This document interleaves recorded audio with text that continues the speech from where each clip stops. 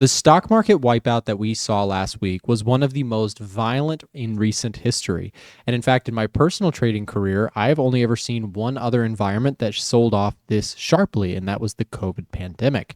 The VIX was up 50% on Friday. The Nasdaq was down 6%, S&P down just about 6%, and the Dow Jones down just off a little bit less than that.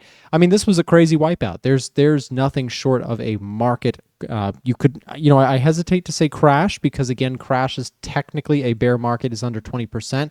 Nasdaq did technically just trigger that, so we could call this in fair terms without being too dramatic a bit of a stock market crash. I mean, take a look at the S&P 500. Let's see, we're not quite 17%, but we got pretty close, guys. 17% down on the S&P 500. Well, in today's video, what we're going to do is we are going to try and pick up the pieces to all this chaos and talk about, are there some opportunities in indices? We'll take a look at gold, which gave back some gains here. We'll also look at some crypto. We'll look at some bond stuff. And of course, we'll look at currency pairs that I'm watching going into the week ahead. Like I said, all I ask is that you hit the thumbs up button, subscribe if you're new, and let's jump right into it. Starting with the S&P 500, this is, even if you don't trade the S&P 500, I mean, look at this chart. This is the most violent sell-off move that we have had in a very long time. In fact, you can see the only other trajectory on a weekly chart that we've had since in recent history is 2020, where you had the COVID lockdown announcements causing markets to absolutely crater. Now, again, there was a pretty sharp bounce back here on this previous fear event. The question now becomes, are we going to get more of a 2022 environment, which was a pretty prolonged bear market, right? A couple years went by to get us out of this territory. Or is this going to be more like the 2020 pandemic? The other one to compare that is worth mentioning is, of course, the sell-off that we saw in 2018 and 2019 due to Trump's previous tariffs with or trade war with China. So the question is, which type of market variety pullback in the long term is this? Is this a longer term structural bear market like we saw in 2022 where we dealt with inflation? Or not? And that's the question. And I think it's a little bit, it would be a little naive to say you have the for sure answer on what is happening. So let me just give you a summarized view of the price action that we are seeing here from a trading perspective and from a longer term perspective. Let's jump right in. Okay, so when taking a look at the technicals here for the S&P 500, it would be foolish to try and say that what you have here is still some sort of bullish chart. This chart is absolutely bearish in the short term, in the medium term, and pressing up on the long term, potentially, scaring us into a bear market. We'll see. I don't know. But here's the thing. Big sell-off, big pullback, and complete wipeout on Friday and Thursday of this past week. I remember on the way home, I said to Frank, who I trade with, and often he's a trading friend of mine for the last decade. Him and I work together at A1 Trading. We're building stuff together. Anyways, him and I were talking about it on the way out, and I was like, what are the odds that on Thursday, I was like, man, that was such a wipeout today. What are the odds that we get a calamity Friday, right? Basically just a capitulation sell-off. And, of course it came true. I shouldn't have said that. But anyways, when I take a look at, the S&P 500, this is, of course, a very tariff-focused market. People do not know what to make out of them. We don't know what the responses are going to be from China, from other places, from the EU. And, these tariffs have a lot of question marks around them. So from a price action standpoint, no support levels held, right? Nothing has held. Not even, I was surprised by this, your August 5th levels did not hold, right? Nothing held for the bulls. So this is where you have to be very careful as a trader not to get into, and I'm guilty of this, right? I'm generally, I look at stocks from a bullish perspective because, of course, I like growing companies and I think long term there's potential there. But it would be naive as a trader, in my personal opinion, to try to call the bottom on this because all of these levels of support breaking tells you something. This market is in the process of recalibrating what the proper valuation is. And so as we get our fibs out here for this recent move, could you see a bounce going into this week? Very possible, right? Usually, in fact, historically, when you get these kinds of sell-off days, in the following few days, you do see bounce back. So please don't be surprised if Monday comes and you do actually see, one of these kind of moves on the Monday trading action. So I would just caution if you're bearish on this market, right? Don't get caught up in the hype.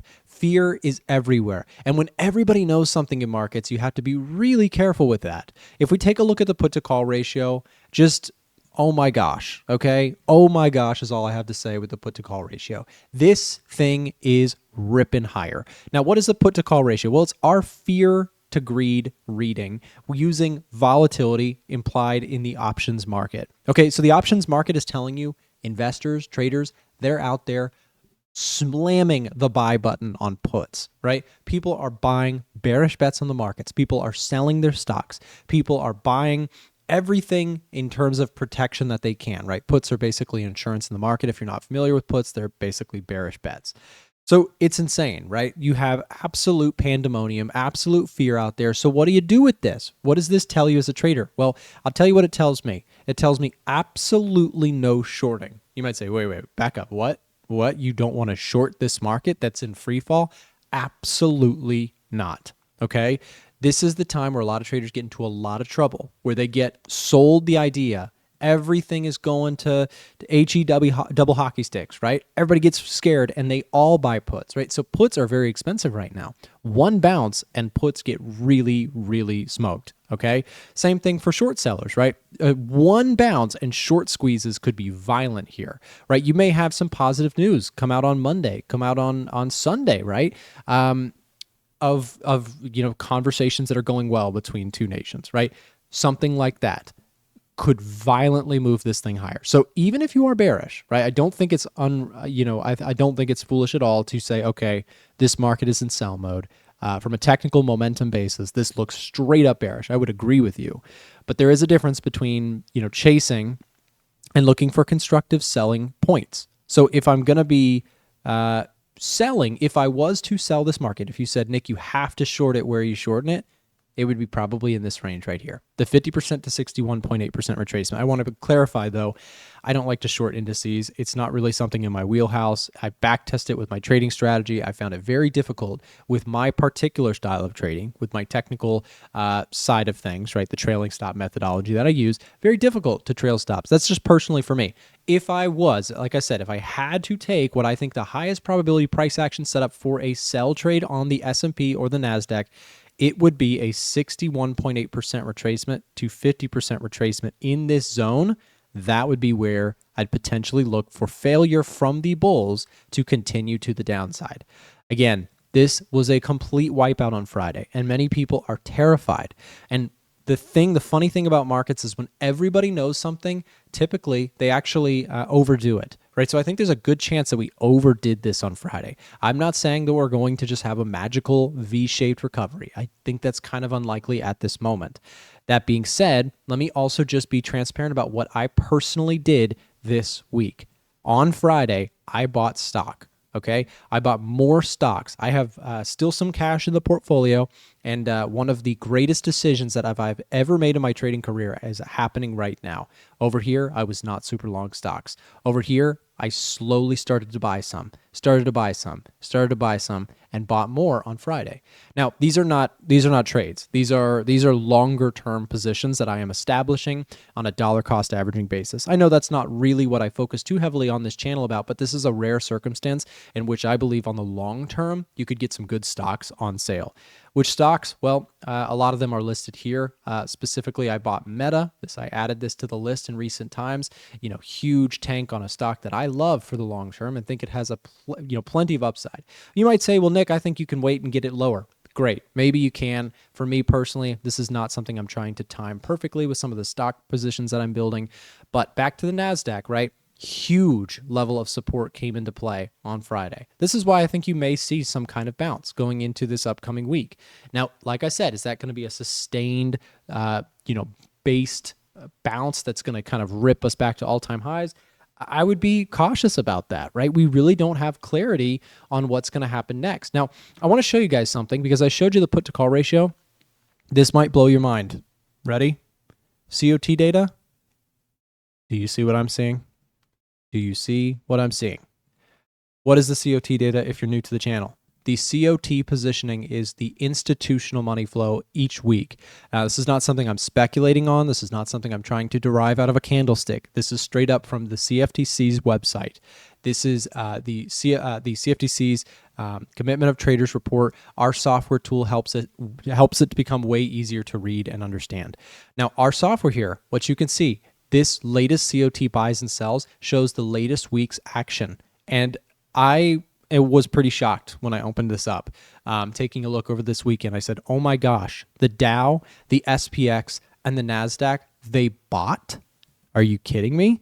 They bought into that chaos last week? Now, let me be transparent with this too.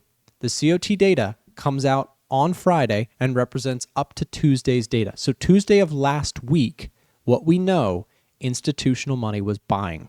Did they buy more on the Friday close? I think it's possible.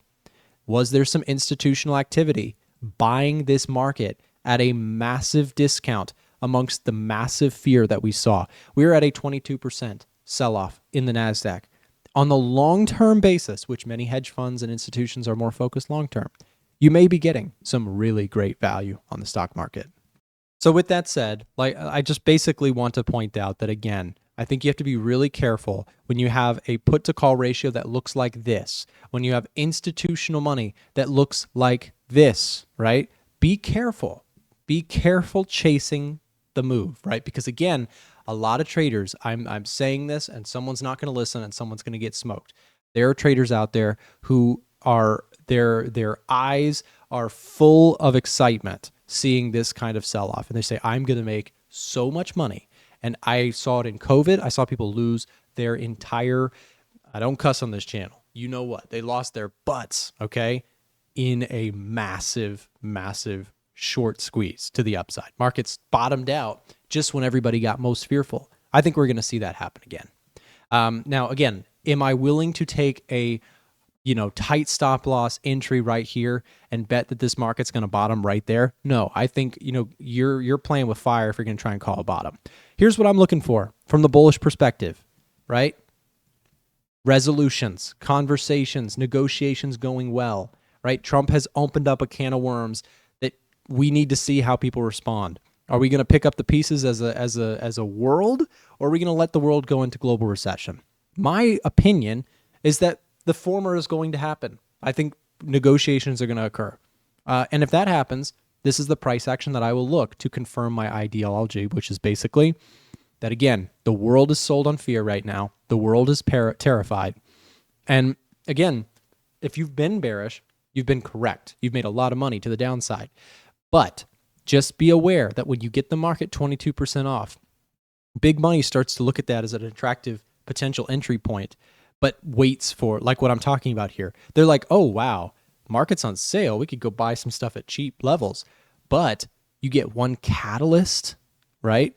And that fuel, it's like they're like pouring gasoline. When you have the market at 20+% off, sure, could it go 30% down? Could it go 40% down? Could we get a 40 to 50% correction or sell-off in the stock market like we saw in the great financial crisis? It's possible, right? But once you start triggering that 20, 25, 30% down, longer term, the attractiveness becomes really attractive in terms of evaluation. Now, I still think we have some room. Like I said, I think we have some room to if this stuff doesn't get better, to do one of these guys. It's very possible that you could see the NASDAQ have a 30% correction, okay? That would put it down, and that would be, a pretty big wipeout. That would put us back multiple years, back to 2023. So I know I did a lot of indices here today, but it again is because of how important this. Take a look at the Dow Jones, right? My goodness, guys. Like, my goodness. My yearly target looks pretty silly up there, right? Again, none of us could have predicted with certainty that the tariffs would be this extreme. Clearly, the market didn't either. That's what we're seeing. The market's repricing just how, aggressive these tariffs are in this environment. The VIX up 50% on Friday. That's what's leading to that put to call ratio looking so violent, is the VIX being up. The market is pricing a massive move. Think about this. On an annualized basis, the market is expecting the S&P 500 to move 45%. That's the way to read this in the next year. Are you kidding me? Again, I would say unlikely. So again, when I see this kind of put this premium, it makes me want to go out and sell some options, which I plan on doing on Monday. I did not on Friday. I've been waiting for an opportunity. With a VIX at 45, I will be selling some puts and covered calls on positions that I have on any short squeeze moves. That's the way I'm going to be playing this. I'm going to be playing volatility in the meantime, and I'm going to be playing Forex, which we'll be getting to in just a second. Let's take a look at the dollar index, which bounced back on Friday. Before I do, let me just do a quick reminder that currently the Edge Finder is at its biggest discount of the year. We are currently doing 40% off the Edge Finder with the promo code that you see on the screen right now, YTVIP. The link is in the description down below. And if you're watching, I recently thought about this and saw that about 10% of my viewers watch on a television. If you're watching on a TV, you can go to a1trading.com/edgefinder. That's a1trading.com/edgefinder. And don't miss this opportunity. It is the lowest discount, or the lowest price. It's the biggest discount, lowest price that we do all year long. And what better time? I mean, we didn't. This was not coincidental, or it was just coincidental that we had this sale going on at this time. But this is a wonderful time to start getting back into the data, right? A lot of traders are going to get stuck in the noise. They're going to listen to the headlines. They're going to watch and say, oh, I love Trump. I think he's going to save the day. Or other people are going to say, oh, I hate Trump. He's going to ruin the world, right? People are going to get stuck in that, and they're going to lose a lot of money. But if those of us who are disciplined, we are not going to leverage. We're not going to be stupid with our risk. We're going to calculate. We're going to survive. We're going to sail through this storm together. The way we're going to do that is with good risk management, back testing, and using a system that helps us spot opportunities based on the data, not based on the headlines, not based on the scare tactics that media uses to get you to watch their stuff, right? I'm talking about data. Now, when I say data, I'm talking about the top setups algorithm, which shows me things like all of the sentiment, technical, and economic data summarized in a score grid like you see on the screen right now. Gold is still getting a bullish setup. Euro still looking attractive. Chinese stocks, crazy, probably going to wait for some good technical signs of entry, but I like that idea. Pound dollar, euro pound, these things are in neutral territory, so we're probably going to ignore those for now, but you have some ideas. Bonds look good, right? The 10-year treasury. So there's a lot here on this list. And we take a look on the sell side. Oil's getting a bearish reading, right? This is a very interesting one that we need to inspect because oil prices crashed on Friday. So we'll talk about oil. We'll talk about the dollar, right? Dollar CAD, dollar yen. There's a lot here, guys. There's a lot to watch. But again, I just think, and I know this is a sales pitch, and people can detect, they're like rolling their eyes. They're like, Nick, I know you're just trying to sell me something. I'm telling you what, I am trying to sell you something. There is no question. Because again, I think traders need more of this. This is what hedge funds have. They have tools, they have resources, they have data to make informed decisions in a simplified manner. Meanwhile, retail traders are left to read article headlines posted up on the internet to try and scare them, and that's what they're using to make trading decisions, right? Don't let that be you. Focus on the data. I'm telling you, a system, a strategy built around focusing on the hard data is an eye-opener for many. So like I said, take advantage. Don't miss the opportunity. The Edgefinder sale is ending soon, and it's our biggest discount of the entire year. So again, slow down everything in this crazy market. I just want a quick note to people who have been really struggling in this market. It is okay to go to a demo account. It is okay to take a break. It is okay to step away from the markets if you can't handle this kind of heat. You're not crazy. This market is crazy, right? It's very normal to say, oh my gosh, I've never experienced this before. I need to go back to the drawing board. I need to do some back testing. I need to really tone up my risk management.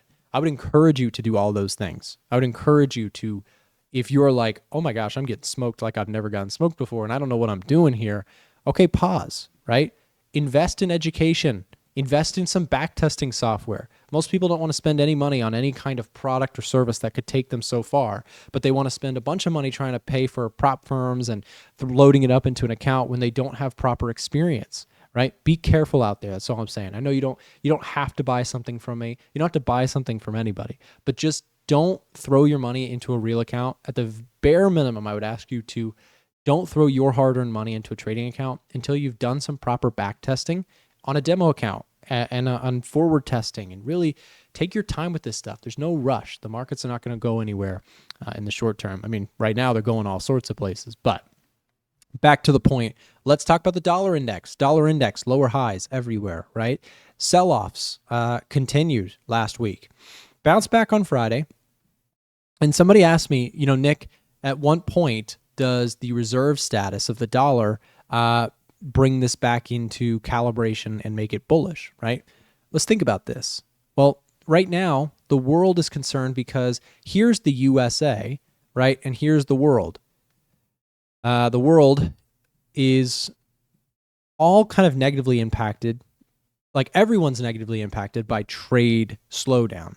But the idea is that if the world kind of caters to Trump to a degree and comes to the negotiation table, right, that would benefit net the U.S., right? If it's the other way around, the U.S. is in trouble, right? The U.S. needs its trade partners to come to the table. Now, my personal opinion is that there will be somewhere in the middle, right? The world needs the U.S. The U.S. needs the world, okay? I've seen a lot of interesting comments on my channel recently. People saying, oh, screw the U.S. We don't need them. Thank you very much. That kind of hurt. But at the same time, I get the frustration, right? People are like, well, the U.S. is changing the game on trade war, and they're starting all this, and there's drama around this, right? Of course, it's controversial. It's the internet, but at the end of the day, I do think that the actual reality is that you need this dynamic. The world needs the U.S. Gosh, we got the biggest piggy bank. We spend so much money, and at the same time, the U.S. needs the world, right? So there is a mutual symbiotic relationship that I think most world leaders will want to restore. And again, it's possible, in my opinion, that people will choose to work with Trump and bite their teeth and do that in exchange for potentially saving their country's economy, right? Because if there's no resolutions, then these sell-offs that we're seeing, they're real and they're going to continue, right? If you don't get other countries, if other countries will say, oh, screw you, we don't need you, oh yeah, the market's going to just continue to crater, right? If those other countries say, okay, fine, let's work something out, then we might have stability. Stability in the realm relies on both parties having some kind of, negotiation. So we'll see.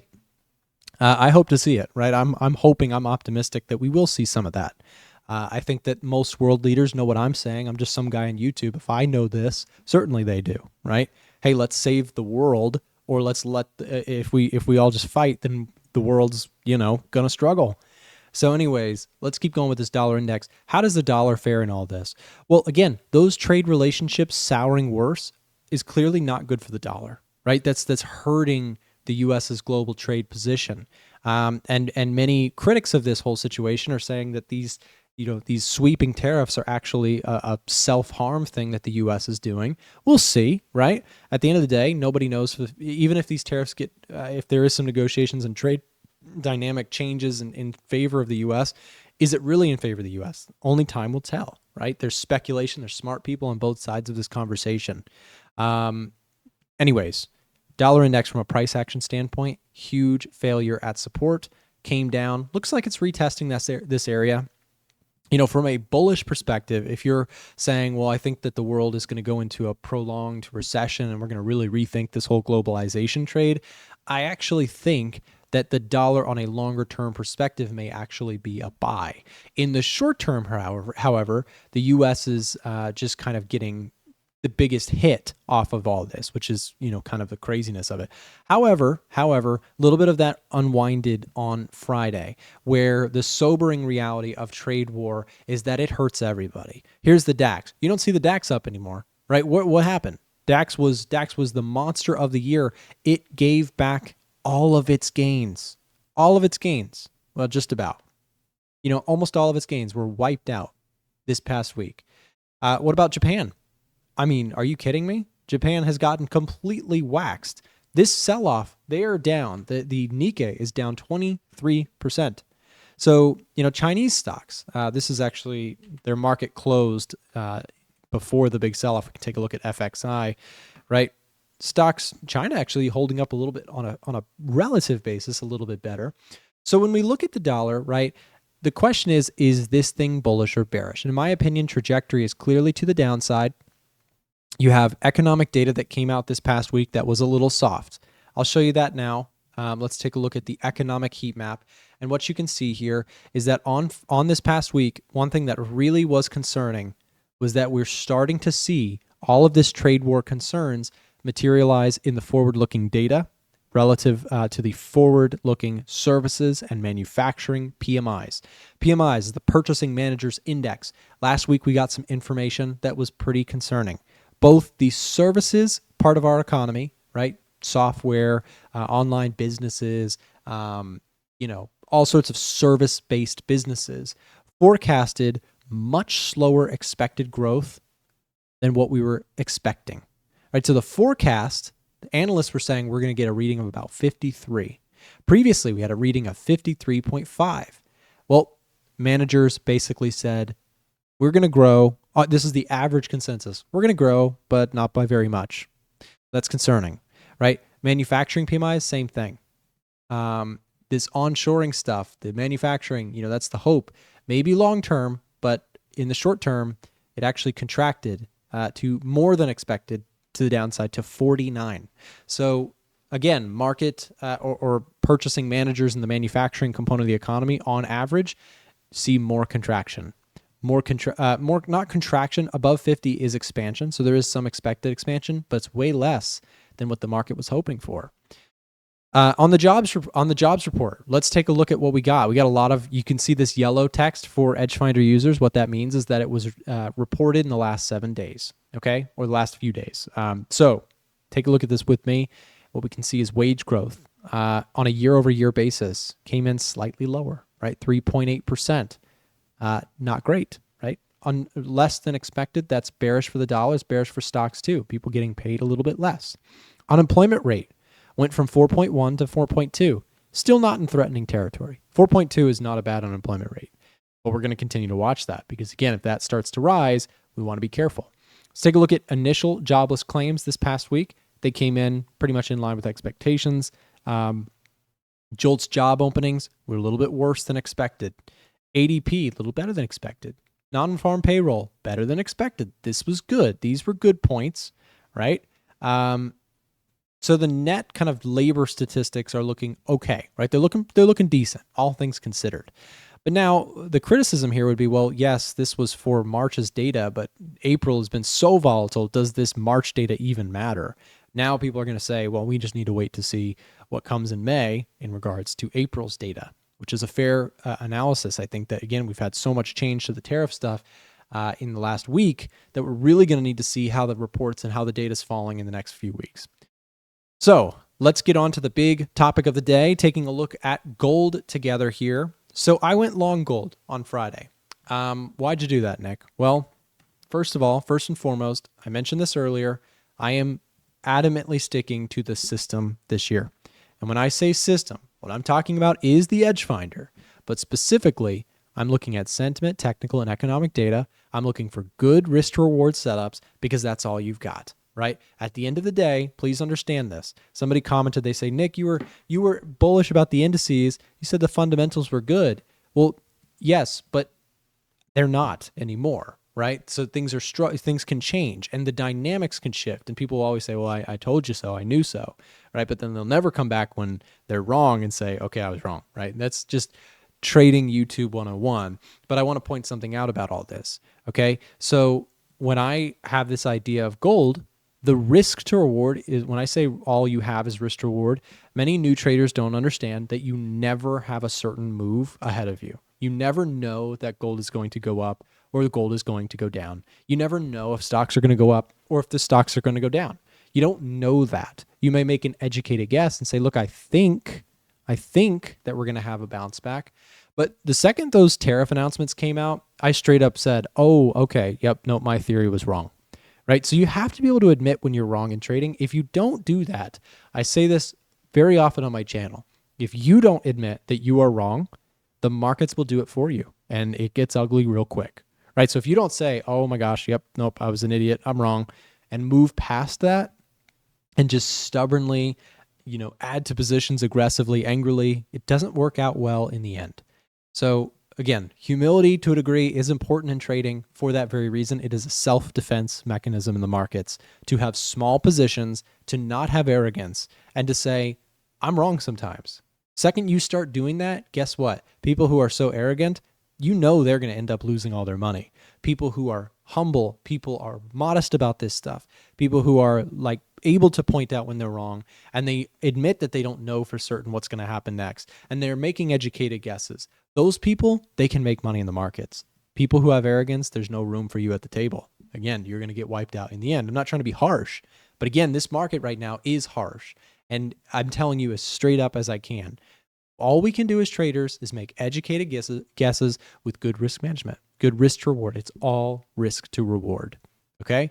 So when we look at gold, right, pulling back to the 38.2% retracement, I think this market is in a runaway uptrend for gold. It has been for some time. I have traded this thing alongside many times in the last few years.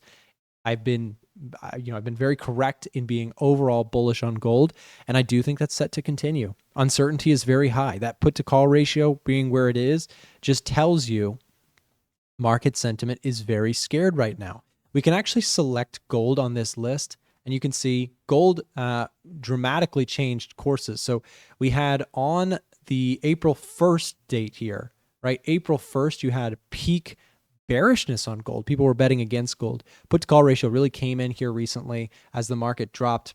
People who were bearish on gold, seems like the crowd kind of settled out a little bit, got back to neutral territory. I think there's upside for gold here. Part of the reason for that is if I go to the top setups page, most of our factors here within the Edge Finder are giving us a bullish reading. So retail still seems to be net bearish on gold. Seasonality, it's a good time of year to be bullish gold. The trend is clearly to the upside on the longer term, right? The weekly chart, pull up a weekly chart, looks like a clear uptrend.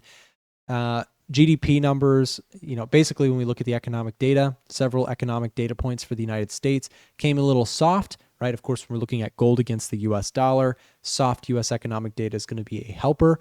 Interest rates plummeting, that's very bullish for gold. Interest rate, unemployment rate came in soft, employment data came in strong, right? So overall, we get a +8 on the Edge Finder. It's a bullish reading. It's a nice confirmation signal for me. I've taken this trade 7,000 times in my trading career.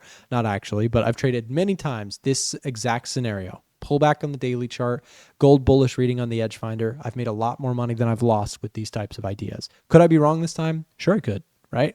Again, educated guesses and risk management. So 38.2% retracement. I've got to stop below the 50%.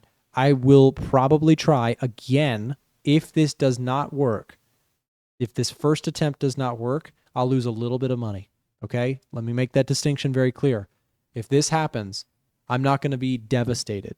That's where most traders go wrong. They take a trade and they're in. They're like, I want to triple my account with this trade, right? Whereas little if you're being proper risk management with this approach, you're saying, okay, I could be wrong, and that's not even going to hurt. Right? This is like a little tap on the wrist, nothing big, right? And then we take another attempt. So if I see another trade here, right? I like this 61.8% retracement. I like that level a lot. As long as the fundamentals, as long as the Edge Finder bullish reading is still there, I'll likely take this 61.8% retracement attempt on gold. Okay? I want to show you some history for gold because it's really important to this topic. You might say, Nick, 2020, what happened, right? 2020, a lot of people comparing to 2020 right now. I think it's a fair thing to say. In 2020, believe it or not, the gold market actually tanked at the same time that the stock market did. Okay. What do you mean? I thought gold was the safe haven. During true recession breakouts, you actually see, this is the playbook. Okay. If we see the same trade scenario as the pandemic, gold, in theory, will sell off initially and have a very sharp rip through the highs from here. Okay? Why?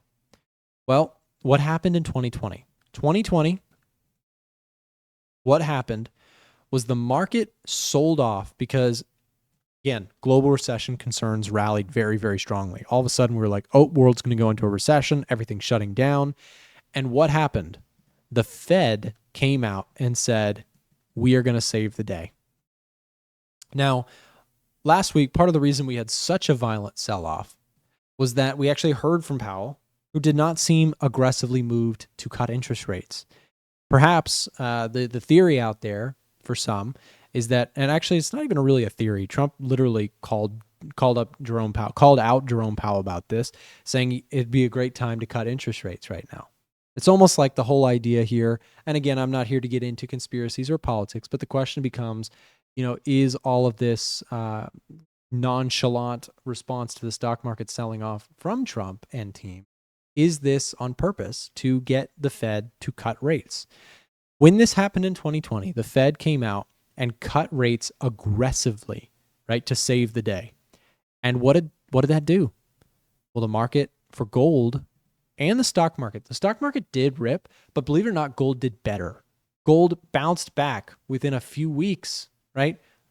It shot straight up, went up 40%, which is huge for gold prices in such a short period of time. So when we look at today, again, why does gold sell off initially on recession fears? Well, it's because people want liquidity. They want cash to be able to settle up, leverage, margin. People are de-risking. People, and I'm talking people, and I'm saying the global, financial system, hedge funds, banks, individuals. People are, grabbing for cash. At the end of the day, cash is king in the environment where the market's going to keep selling. Because think about this. If I told you the market's going to sell off for another 6 months, you would just want to stay in cash, right? Most likely, because then you could go shopping at much lower prices and your cash would be very valuable. If you have no cash right now, it stinks. If you have cash, it feels amazing. And just to brag for a second, I'm not up on the year. I'm down, I think, about 6% myself. Stock market is down. It's like, I think it closed down like 14, 15% from the year to date on Friday, right? So my 6% drawdown, I'll take it. I'll take 6% drawdown.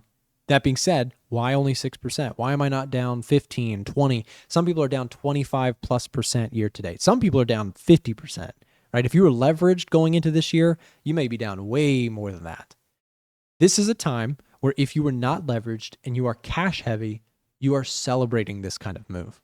If you are a long-term focused trader or investor, this type of move, if you had a lot of cash sitting around, and you can go back on my channel, right? I'm not perfect because I'm down on the year too, but over this period of time, I did not touch anything. Like, I had no stocks.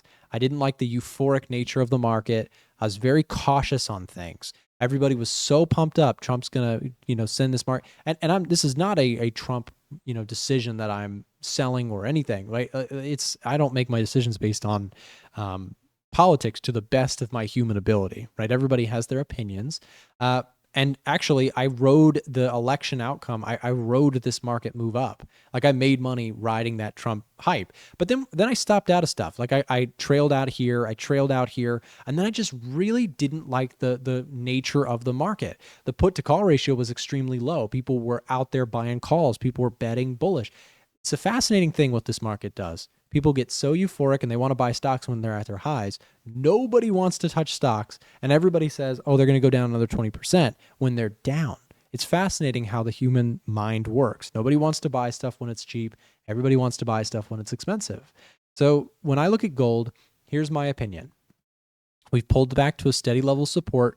As a trader, I want to be long gold from a fundamental sentiment perspective.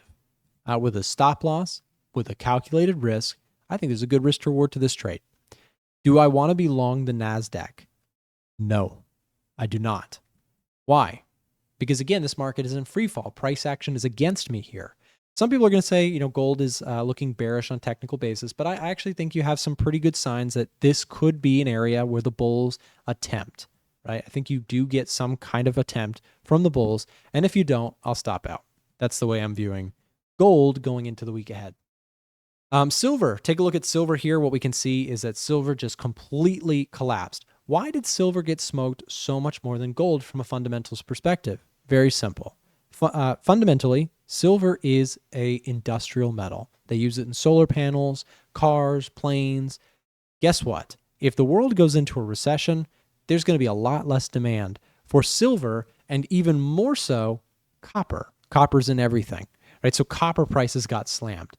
You know what else got slammed? Oil. We teased earlier. Oil's getting a bearish reading within the Edge Finder. This is a fascinating trade. I actually think that in some ways, there's a little bit of a interesting dynamic to this. Is Trump getting what he wants? Is Trump actually, in the end, is he getting what he wants? I don't know, right? I think whether he admits it or not, Trump does not want the stock market to crash, right? No president wants the stock market to crash. And actually, I don't even think that's controversial. He definitely does not want the stock market to crash. That looks terrible for everybody's 401ks, et cetera. But is there the theory that short-term pain could lead to long-term gain in the form of getting interest rates down, getting oil prices down, getting inflation down? These things could happen. And you might say, well, tariffs are going to cause inflation. Well, Powell himself, and him and Trump don't love each other, did say that he thinks that tariff inflation is more likely to be transitory.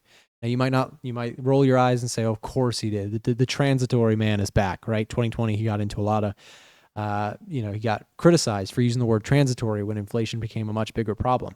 But look, the market is very hard to predict. These are the smartest economists in the world at the Fed, and their leader thinks that the market, I'm going to most likely take his opinion over anybody in the comments section.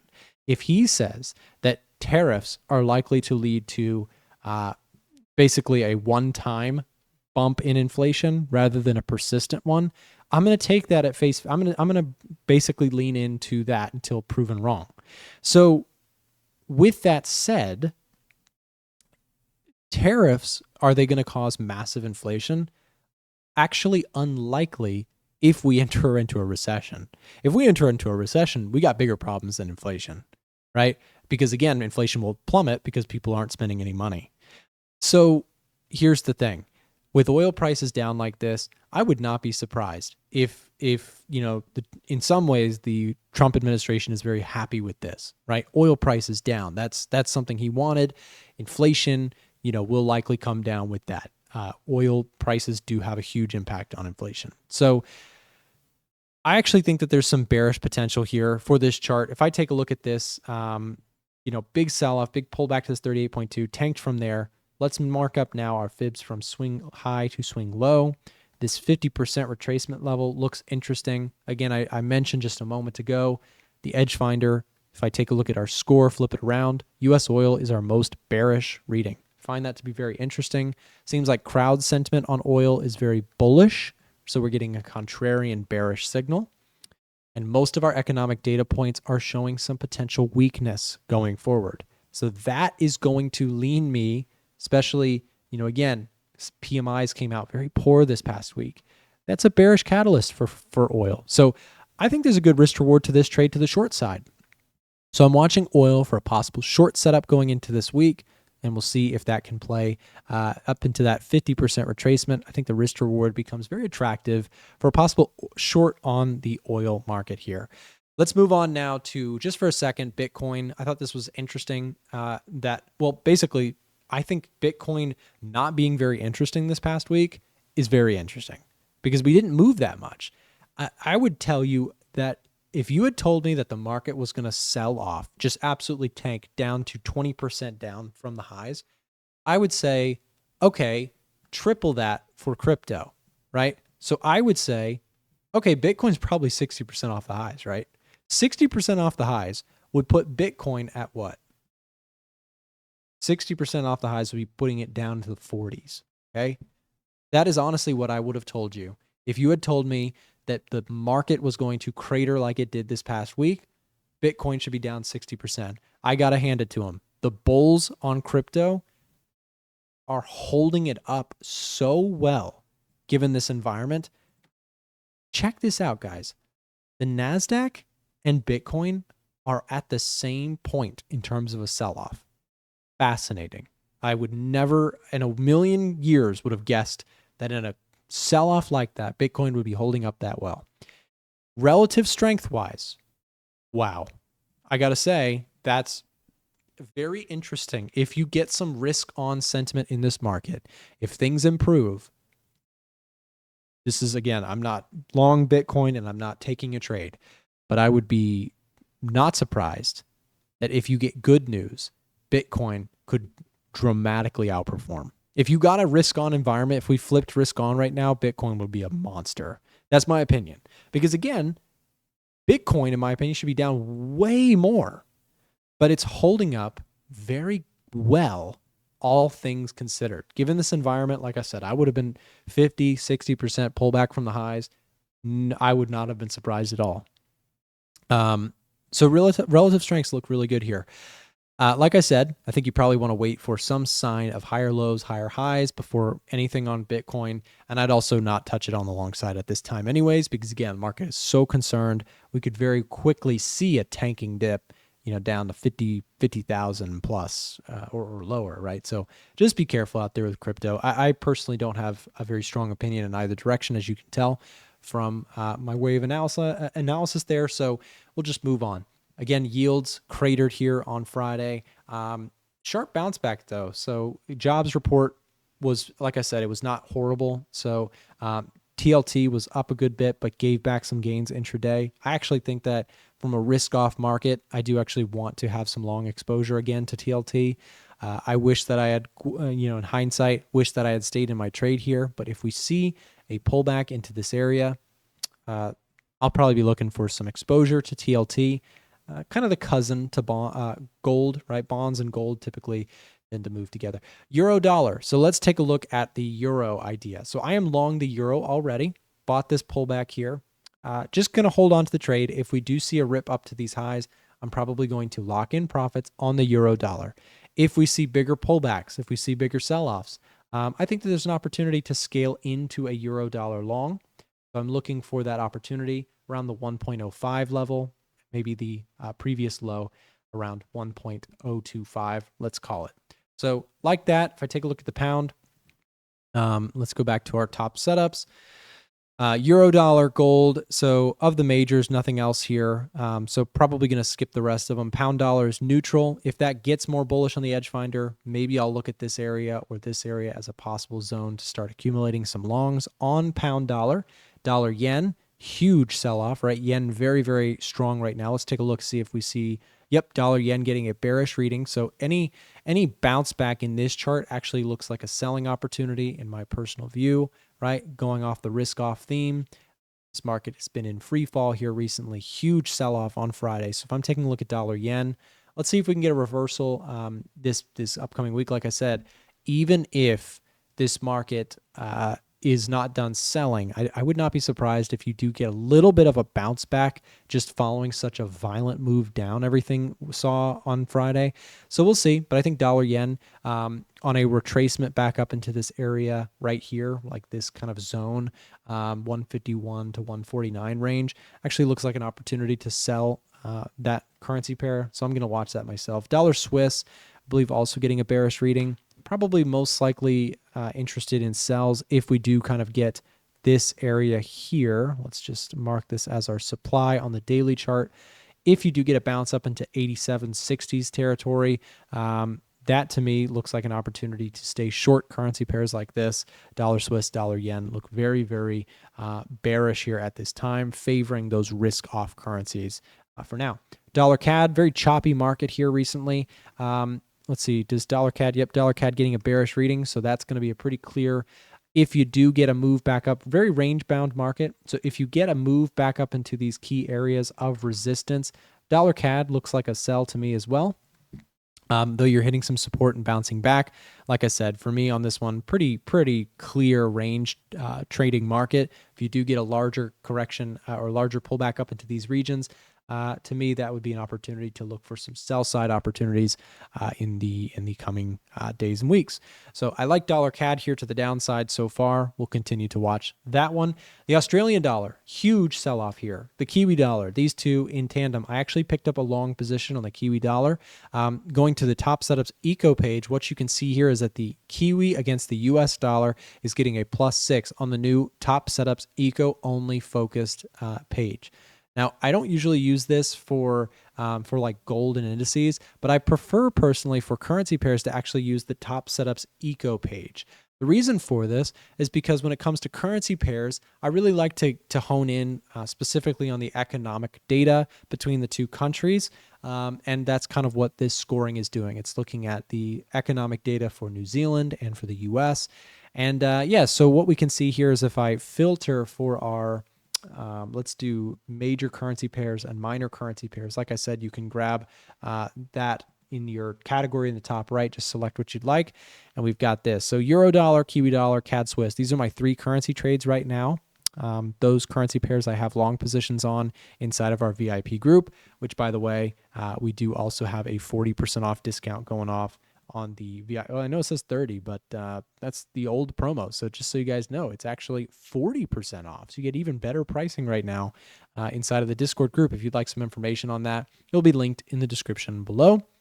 And so dollar yen looks very attractive here on the sell side. So does dollar CAD. So I have some ideas going into this week. I don't want to get overexposed to dollar shorts because I already have 2 open. So I'll have to reevaluate as those things potentially set up.